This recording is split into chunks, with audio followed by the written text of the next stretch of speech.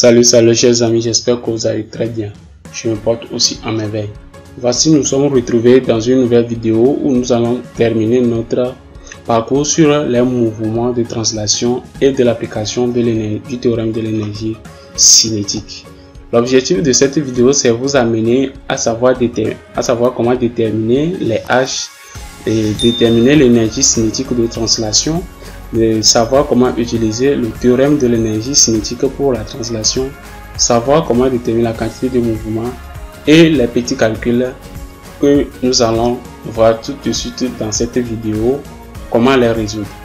Alors, pour la détermination des H, ici nous prenons l'arc formé ici, le solide étant sur le point A se déplace vers le point N et on veut calculer donc la hauteur, l'H, la hauteur que le solide a fait. Donc on projette, comme on l'a déjà montré dans la vidéo précédente, on projette donc N, le point N sur orthogonalement sur la droite OA, et le point, quand on projette ça sur le OA, on reprojette donc ça, le point N, sur la droite formée donc par OP. Et si on projette ça, on voit donc notre H.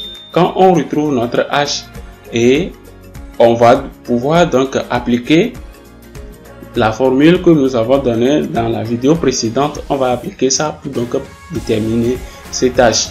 Donc on va considérer ici le triangle rectangle OIN. Si nous prenons le triangle rectangle OIN, nous allons retrouver donc notre alpha qui est donc représenté ici. Donc alpha étant donc l'angle formé par NOA, et donc ici encore reformé par l'angle ON, N plutôt INO. Alors si nous prenons cet triangle, nous pouvons déterminer donc notre H qui est donc R qui est donc ON multiplié par sinus de l'angle formé qui est donc alpha. Si nous rentrons dans la partie où on détermine H' au moment où le solide est arrivé au point M, nous allons considérer ici le triangle OJM, ou bien on va faire les triangles OMJ. Si nous prenons le triangle rectangle OMJ, nous pouvons déterminer donc H', et là H' ici ça fait IJ. Donc si pour déterminer IJ ici, IJ est égal à quoi? Est égal à OJ moins donc OI, et là OI étant donc égal à H, donc ce qui fait que on peut déterminer donc OJ. OJ étant donné que c'est un triangle rectangle, et donc de l'hypoténuse R, on fait donc OJ est égal à quoi? Est égal à R multiplié par sinus de l'angle formé qui est delta. Donc si on fait ça moins notre H, donc avec la valeur de H qui est donc R sinus alpha, nous trouvons donc notre H' que nous pouvons donc faire sortir, le R étant un facteur commun qui donne donc R facteur de sinus bêta moins R moins sinus alpha. Donc étant donné que nous avons fait une erreur ici, et vous pouvez corriger ça chez vous. Donc du point P vers le point M. Donc on peut déterminer donc notre H ici. On projette notre M, le point M, sur la droite OP, et là nous pouvons donc trouver notre H' donc qui est donné ici. Et le H' pour le déterminer, on va faire donc quoi? PO moins OJ. Et le OJ ici, en prenant le triangle OJM, on peut donc déterminer OJ qui va vers R sinus alpha. Et étant donné que OP est égal à R et notre H' est égal à OP moins OJ, donc ça fait R moins R sinus alpha, ce qui fait donc R facteur de 1 moins sinus alpha.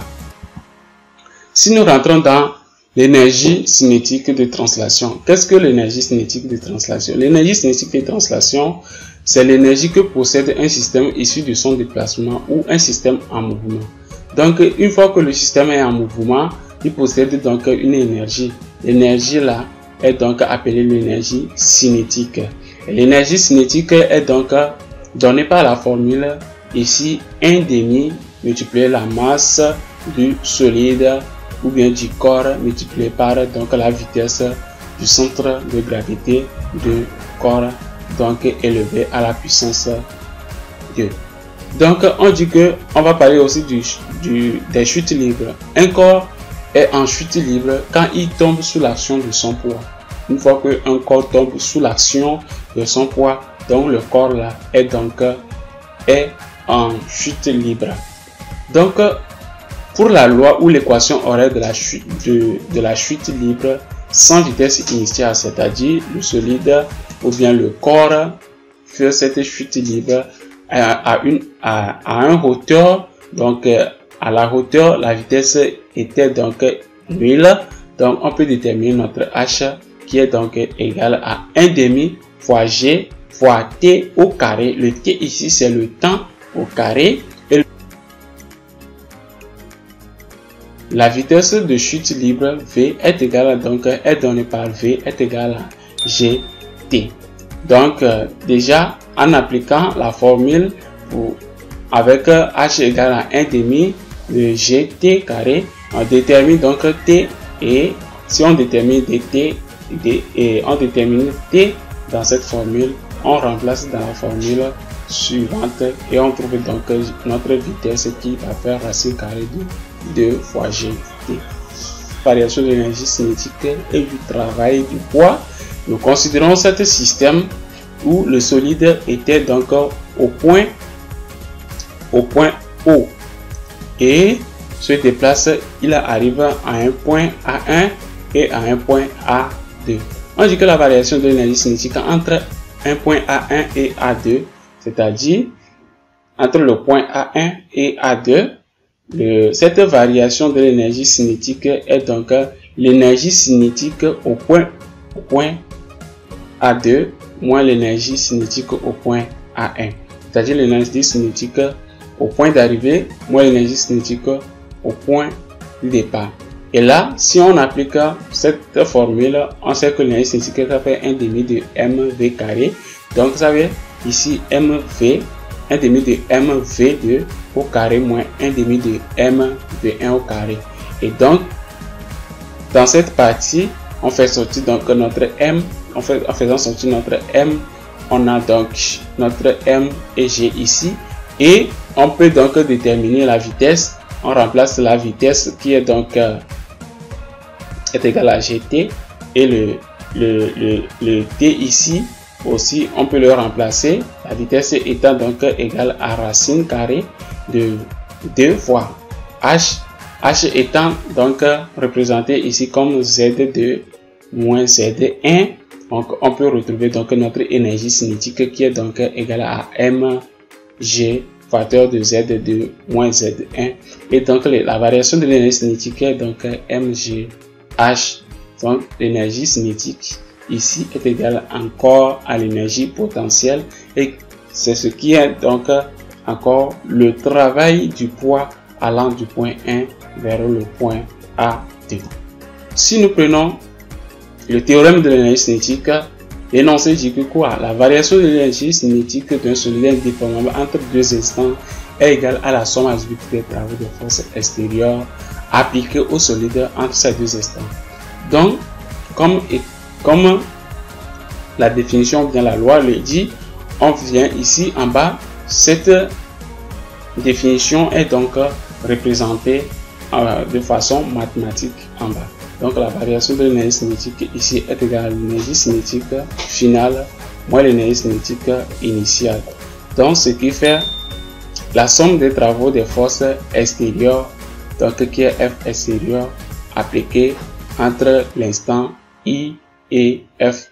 Donc c'est ce qui donne 1,5 de mv carré final moins 1,5 de mv carré initial.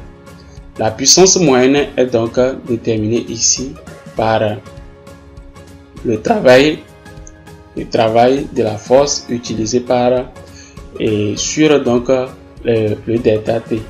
Donc la conversion ici, la plus importante, c'est de savoir convertir 1 watt en joule. Donc ce qui fait 1 watt est égal à 3600 joules. La puissance instantanée aussi est égale à la force multipliée par la longueur élémentaire. Donc sur le temps élémentaire, c'est ce qui fait donc F multiplié par V, et ça fait donc F multiplié par V cosine de l'angle formé par donc le vecteur F et le vecteur V. Pour le principe d'inertie, on peut dire que quoi?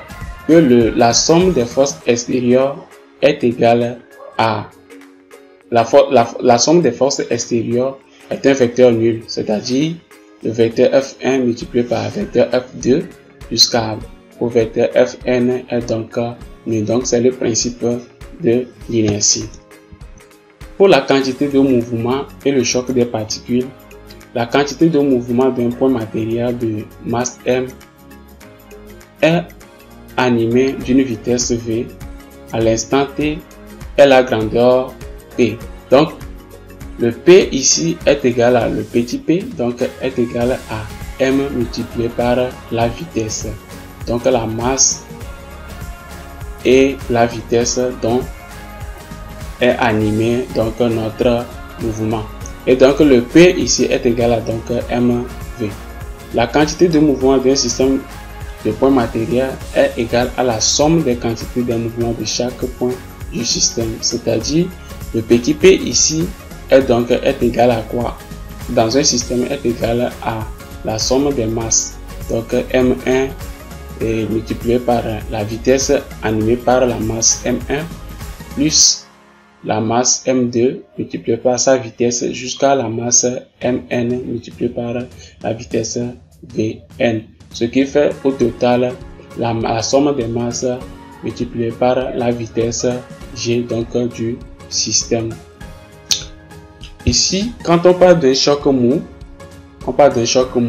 quand les deux solides restent solidaires après que le choc ait lieu. Donc en ce moment, on dit donc que le choc est mou et ces solides sont animés tous les deux de la même vitesse. Ces solides sont tous animés les deux de la même vitesse v' après le choc. Donc il y a conservation de quantité de mouvement. Et en ce moment, il y a deux conditions qui est donc exigées. Il y a le P avant qui est donc doit être le P après, c'est-à-dire la quantité de mouvement avant le choc doit être égal à la quantité de mouvement après le choc. Et on dit ce qui se traduit par M1 V1 plus M2 V2 est égal à M1 plus M2 donc V'. Donc le M1 plus M2 ici, c'est ça qui permet de dire que donc le choc est mou. Ça veut dire que les deux solides sont restés solidaires. Donc les deux masses forment maintenant une seule masse. Pour la quantité de mouvement toujours, ici quand on parle du choc élastique, il y a conservation de la quantité du mouvement et il y a conservation de l'énergie cinétique. Dans ce cas, pour la conservation de la quantité de mouvement, c'est de la même manière où on avait fait de l'autre côté pour le choc mou, mais ici le choc étant élastique, après le choc, les vitesses peuvent changer, mais les masses restent les mêmes. Donc ce qui va faire que après le choc, on aura M1 V1 et non V1 et plus M2 V2 prime. Donc soit les solides ont les mêmes vitesses, les mêmes masses, mais les vitesses seront maintenant différentes après le choc.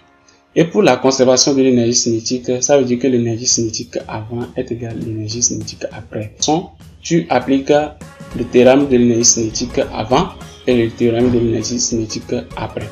Donc, si nous arrivons à bien déterminer la conservation de l'énergie cinétique et la conservation de la quantité du mouvement, nous pouvons donc déterminer le V1', la vitesse V1', donc qui est donnée par cette formule ici, et la vitesse V2' après le choc, les deux vitesses après le choc, donc qui est déterminée ici. Donc au cas où après le choc ou bien la vitesse V2 est égale à 0, donc on peut déterminer donc quoi, que V1 est donné par cette formule et V2 est donc donné aussi par cette formule. Il suffit de changer dans la première fois, dans les deux premières formules, la vitesse V2 qui est donc nulle. Et puis on aura donc V1 et V2 après au cas où V2 est donc égal à 0. Donc voici à la fin du chapitre. Nous avons parlé de beaucoup de choses dans ce chapitre, ce qui fait 2 ou 3 vidéos que nous venons de faire pour cette seule chapitre. Donc si vous avez aimé, n'hésitez pas à liker, à partager et à laisser un pouce bleu, à s'abonner à notre chaîne pour ne rien rater de nos contenus sur cette chaîne. Merci de nous avoir suivis jusqu'à la fin. Si une partie de cette vidéo ne vous est pas, vous n'avez pas compris une partie de cette vidéo, n'hésitez pas à nous le dire dans les commentaires. Si vous avez besoin d'une démonstration, dites-nous ça dans les commentaires pour que nous puissions vous donner des explications plus claires sur notre chaîne. La chaîne, c'est pour vous aider et aider le monde entier. Merci et à bientôt.